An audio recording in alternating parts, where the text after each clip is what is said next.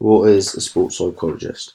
A sports psychologist is someone who understands the theory of behaviour. They use a range of techniques to identify athletes' psychological strengths and weaknesses.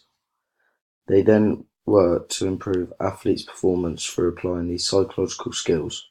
Sports psychologists work with coaches, athletes, and teams to help them reach the highest levels of health and performance using a wide application of knowledge and a range of different techniques.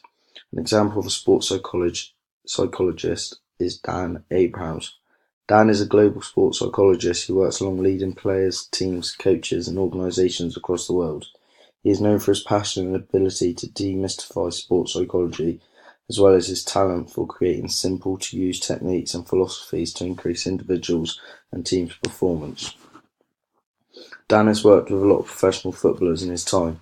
The example I'm going to use is Carlton Cole, former West Ham and England striker. Carlton praised Dan on his work and said, "Dan helped save my career, from West Ham reserves to England international in just 18 months. He played a major part in my improvement." After watching a short documentary about how Dan helped Carlton, it comes across that Dan helped boost Carlton's confidence on the pitch and his perception towards the game. Dan had tried his best to make sure that Carlton was always up for the game ahead, and he made sure of this throughout enhancing his training and making sure he was having the right mindset towards everything on and off the field. This had helped Carlton a lot mentally and prepared him right. It gave him confidence, and this shone when he was given his chance at West Ham. He started to score goals for the first team and even was assisting goals too, which shows he was a team player. Everything that Dan had done with Carlton had worked very positively and has given him the confidence to drive forward and become a successful striker for club and country. Being confident and having the right mindset will help any athlete become successful in what they do. The different roles of a sports psychologist. There are 3 different roles that are part of a sports psychologist's job. These are research role, education role, and consultancy role. Firstly, the research role. As part of this role, the psychologist has a responsibility to research the sport that their client specialises in. As a sports psychologist, or any psychologist, you will need to be updated with the latest techniques and methods to ensure you have the widest range of knowledge possible in order for it to be effective. You could look into injury recovery time or at developing the athlete's performance and technique. This can be done by analysing previous games and researching on how to improve certain areas of their game. A lot of psychologists look at how taking part in physical exercise can improve an athlete's mental health, as it can reduce stress as it produces a chemical called endorphins, which make you feel good when exercising. The newer ideas and techniques psychologists come up with, the better, as this means athletes won't become bored of the same ones and can experiment new and different things.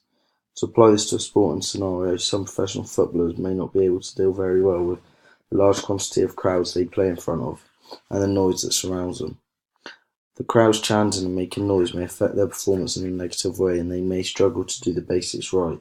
However, psychologists can sit down with these players and talk to them about getting in the right mindset to go and play properly without worrying about the fans. Onto the education role. A lot of psychologists that specialise in the education side of psychology are more primarily employed at universities and teach sports psychology as a module or course at higher education. Some psychologists teach general psychology, and some will teach a more applied psychology within specific sports. Going on to higher education from colleges and sixth form to study psychology can really help you gain further knowledge in a specific area, and you can then look to push on into pursuing your future in psychology. On to the third and final role that a sports psychologist specialises in is the consultancy role. In the consultancy role, psychologists have to work with their athletes to help provide them with different skills and techniques that they will be able to use to enhance their own performances. The psychologists that specialise in this role are normally found as full-time psychologists, and this is at the more elite level of sport. At the elite level, these psychologists have a big relationship with the coaching team to ensure that the athlete's performance is always improving throughout their physical training and then into matches. The consultancy role also has 5 other parts to it that a psychologist has to learn about and be able to adapt to any athlete. The first one is dealing with injury. Uh, when playing sport, there is a high risk that you can become injured. Depending on the injury, will depend on how long you're out of action for. When you recover from your injury, you can be very anxious about coming back to playing your sport and may find it hard to step back onto the pitch to play your first competitive game again. Your behaviours may change due to this injury and you can become very angry and impatient towards others when you don't mean to be, but the injury and recovery process is the cause of it. Depression may also come about as you are so used to playing sport all the time and now you can't, so you might get upset and sad about that. As a psychologist, you should offer your athletes counselling. This will help the athletes rebuild their confidence within themselves. You should also ensure that the athlete is dealing with anxiety and depression okay, and it is not causing any harm to them.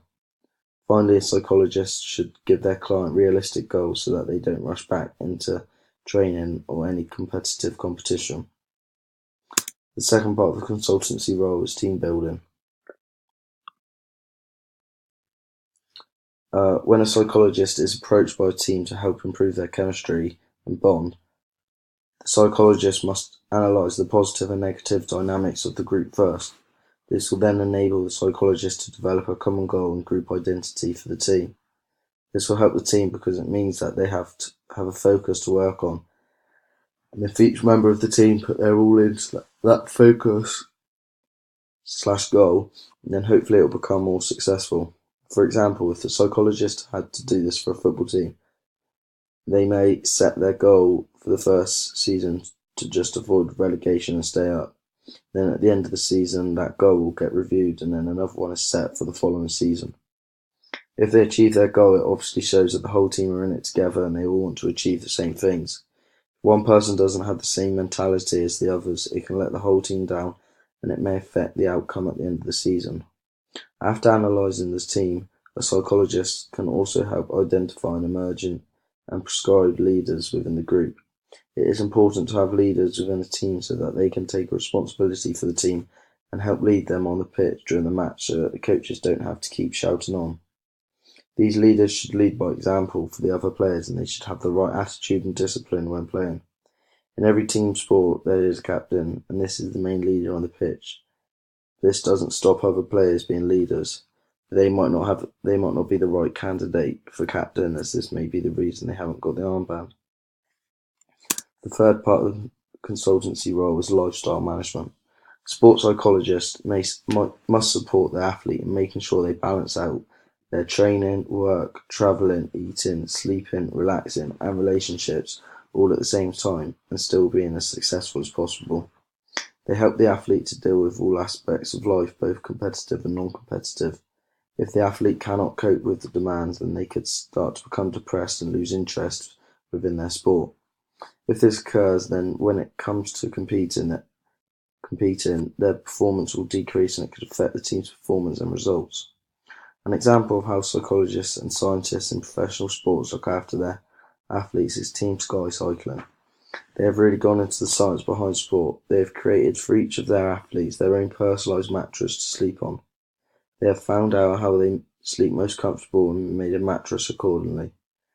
They then, every time they go away to compete, take the mattresses and then clear out the original one from the hotel and put their own one in so that the athletes can get the best night's sleep possible before a big race the following day.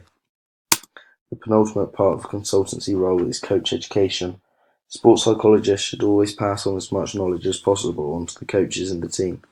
They should pass on as many psychological skills as possible so that the coaches know how different athletes may be motivated or how they respond to feedback. Coaches may also require sports psychologists and not just players. A lot of coaches can suffer from different emotions throughout the season. If they are going through a form where they can't win or gain points, then they will obviously start to get very impatient and getting angry. Therefore, coaches can benefit from having their own psychologist to help them out.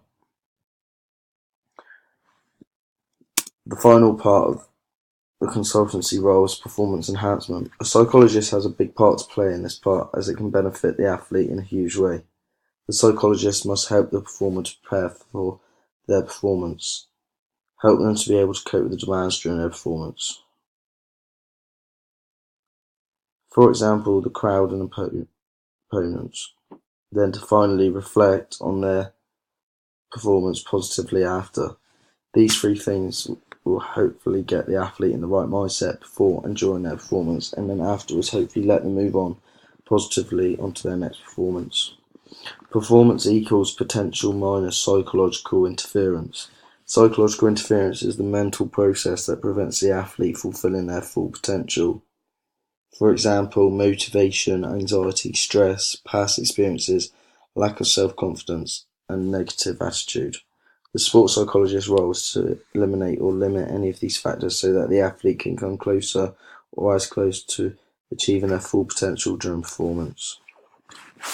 That is the end of my assignment. Thank you for listening.